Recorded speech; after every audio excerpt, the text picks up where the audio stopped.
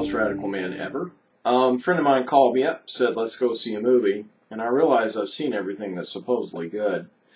And then we were messing around on Yahoo, movies.yahoo.com, and we saw Henry Poole is here.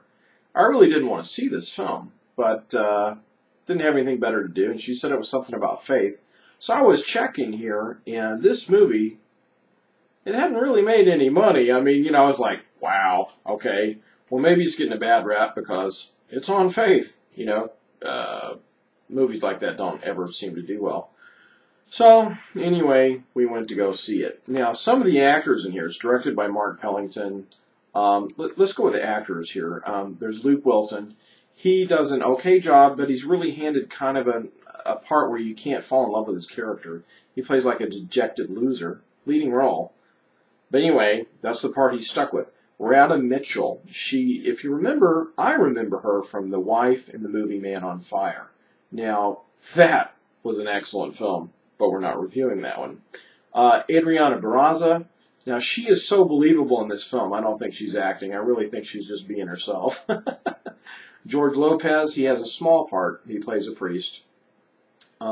He has to be low-key. He's a priest. He can't go, Adrian! He can't do that, so... Now, a girl I wanted to mention, Morgan Lilly, she plays a mute in this film, okay?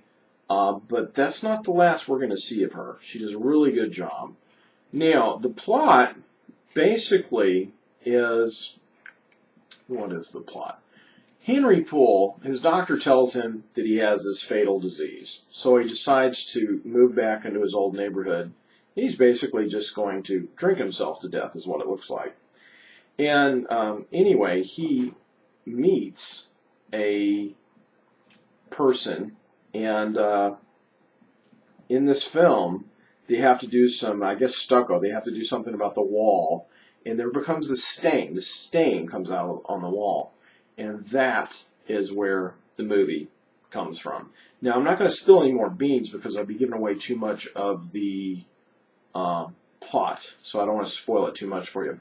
Now, there may be somewhat of a Catholic versus Christian controversy here at your water cooler or at the coffee, Starbucks or whatever. This film is not about that.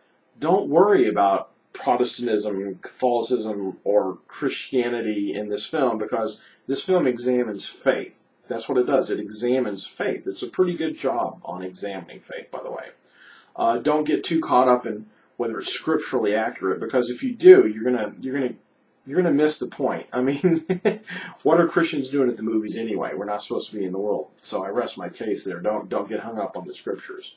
Now, as far as the life lessons, something very simple that I picked up on. I'm not sure if everyone's going to do this, but religious people will sin to achieve their own righteousness. In other words, they will violate their own scriptures in order to achieve what they believe is righteousness. They're enforcing their beliefs on someone else. In this film, you will see trespassing, bowing down to an idol. This lady even brings more people to Luke Wilson's house against his wishes. Now, how many times do we find this in life, though? I mean, there's been more people killed in the name of God. So religious people will violate their own scriptures to achieve what they think is their righteousness. I'm not really sure how killing your neighbor comes out of love your neighbor. I don't know how that happens. Anyway, another lesson here is seeing is not believing. This is the big point in this film. Seeing is not believing. Several people look at the same exact thing and they come up with different perceptions on what they believe is real. I don't know where this saying, seeing is believing, came from anyway, because it's stupid. I mean, do you have a brain? Have you seen it? You know what I'm saying? That's just crazy. I mean, facts, people can look at the same facts and come up with evolution, and people looking at the same set of facts will come up with creation. Okay, so seeing is not believing. Now, the third life lesson is spiritual things cannot be proven by carnal means. Okay, you cannot prove them with science, basically. Picture a cat on my nose. Okay, no science in the world can prove to me that you've done that. That's like a spiritual thing. Okay. However, that's why in the New Testament it says that there's a spirit of truth.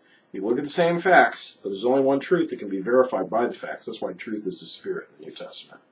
Now, as far as giving this movie a rating, I'm of a conflict here because I liked its examination on faith. I liked it a lot. However, as far as being a driven film, no sex scenes and no violence for you people that need to know that. There's no sex scenes and no violence at all. That's what made it a boring film, I guess. I hate to say that, but whatever. Anyway, I'm not saying the actors did a bad job. It was a low budget film, and I'm going to have to just give it a C++. C++. I'll do that. It's almost a B-, but it's right there. Okay. Till we meet again, dig deeper, go higher.